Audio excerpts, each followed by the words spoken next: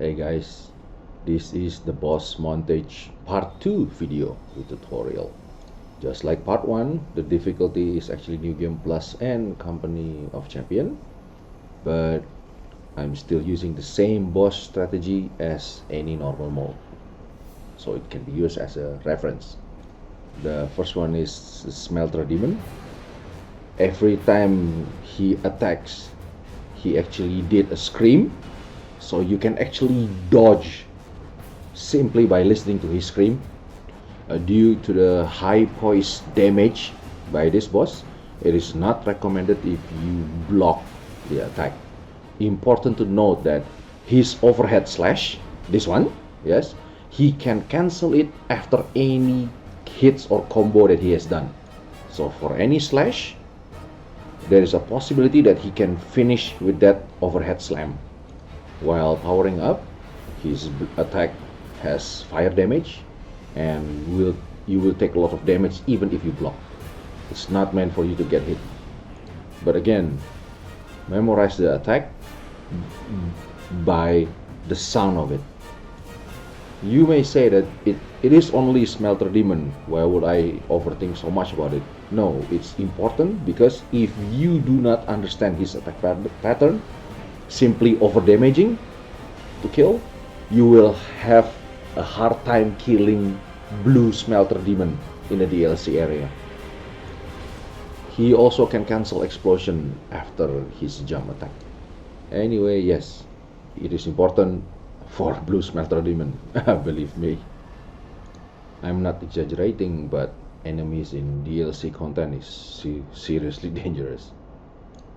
The next one is Old Iron King. This is one of the fight that you must not lock on the boss.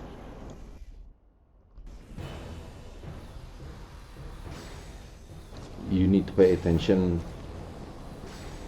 at his arms. All of his attacks are dodgeable, but before that, he will, for example, this fire, he will aim at where you're positioning at. So it is better if you try to make him face on the side map. This boss will attack you relentlessly, so all you need to do, just dodge his attack and hit the arm. Or if he's close enough, you can hit the face. The fight itself doesn't change regardless the difficulty. It's more like an environmental boss,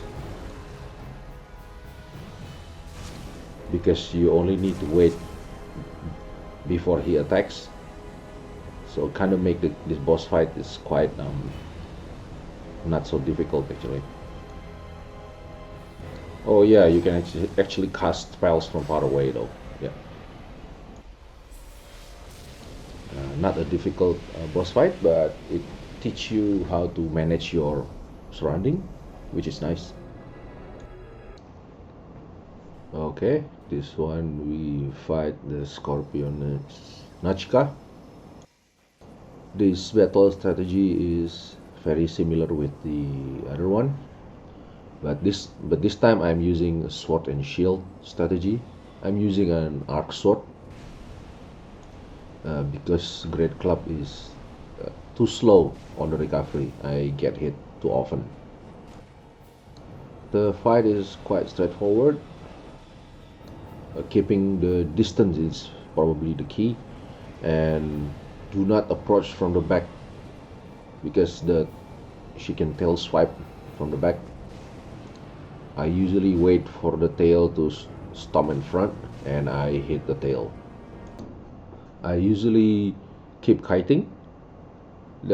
For me, this battle is never been a DPS rush, so I stand in front of her and wait for her to step her tail in front of her, and I slice those tails. That's what I usually do. You want to cut the tail one at a time. If you can get two at the same time, it's good, but the idea is just get one. And once you get one done, you're gonna work for another one. This battle is quite long. Yeah, I'm fast forwarding, so it just doesn't get boring.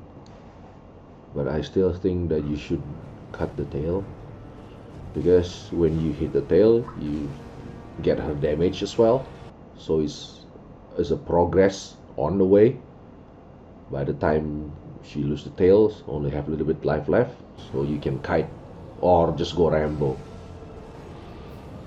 I guess that's the strategy for me. I hope it works with you all when you attempt this boss as well.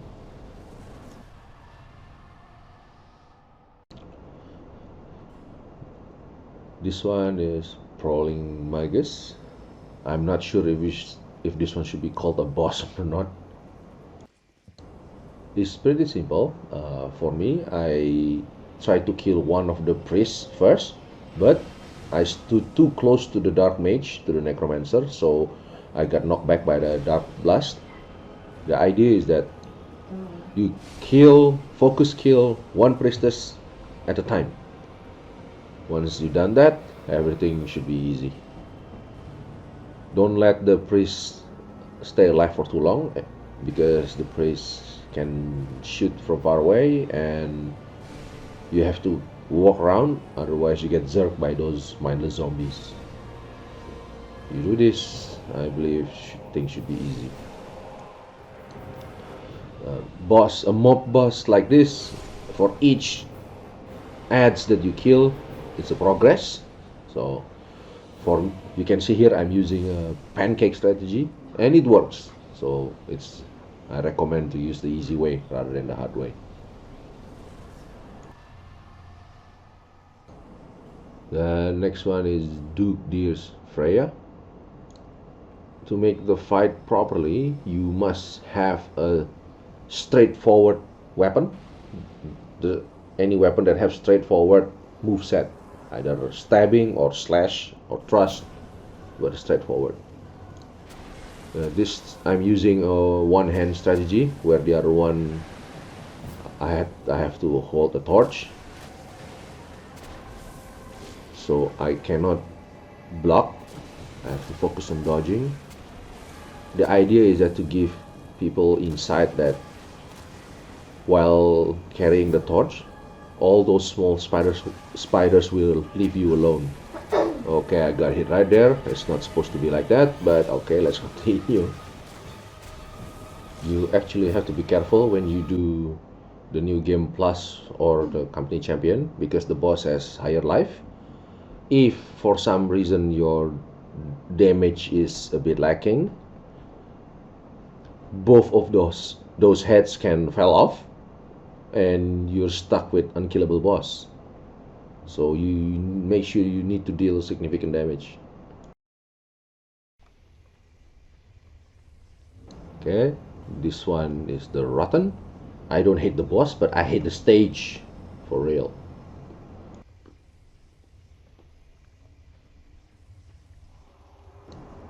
The boss strategy is the same as usual.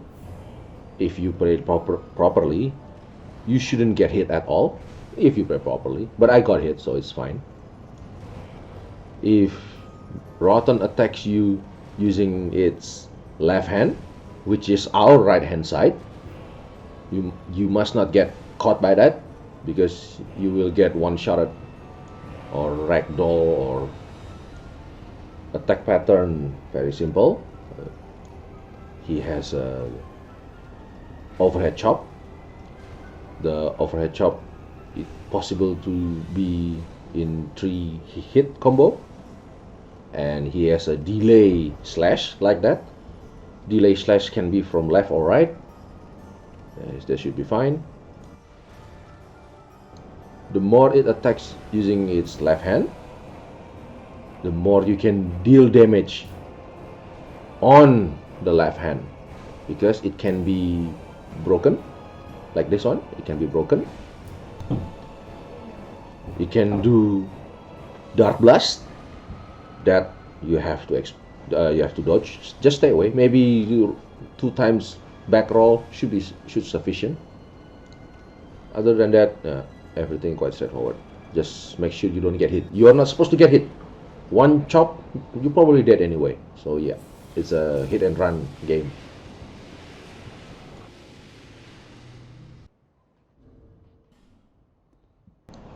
Okay, we are doing the twin Dragon Riders. Yes, it's the same Dragon Rider as the one you fought on Heyday Tower, or the one before Felstad. One of the Dragon Rider is on top of the pedestal and shooting you with a great bow. That's your priority. He's weak, so you have to kill it as soon as possible. When he has only 30% left, he usually went down. This is a kiting battle. You are not supposed to head on two of them. Okay, I screw up big time, that one. Priority is the weak one, because it's very easy to kill the weak one, so you can focus on the main Dragon Rider. Recommended weapon to kill the smaller one is actually Evelyn, the crossbow, if you have. It's very efficient. And the rest of the battle is just hit and run, or more like go to the behind and attack. I'm using a heavy weapon, that's why it's a bit difficult and time consuming. If you're using fast weapon, you can just simply hit and dodge when the Dragon Rider attacks. Okay, for our last segment in this video is Looking Glass Knight. On Company of Champion and New Game Plus, the boss has more life and it will take more hits to defeat, so you have to play it slow, no rush. His attack is very similar with the normal one, 3-hit combo. He can cancel the combo, stop or continue, and he has the lightning, or you can just dodge and hit from the back. It's very simple. Always strafe left from his right hand side, so it's to our left actually. Yeah. His combo attacks timing doesn't change, so once you get it, you should know when to dodge and when to hit back. One problem is when you play online, this boss can summon a red phantom. It's a player, but usually try hard, yeah, we will make your life difficult. But if you play it offline, you can summon only the blue ghost. Not all the time online play he will summon players though, because they are possible when there's no players around, he will summon blue phantom anyway. Like for this one, I'm actually playing online and he didn't summon invaders. I have never encountered this boss summoning more than one invaders, so I believe he only summoned one. Once you kill it, the rest of the fight is straightforward, like the phase 1 again. Okay, this should cover up all my second bosses montage and tutorial video.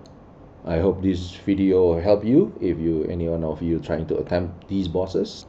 Thank you for watching the video, and I'll see you again on part 3. See you later, guys.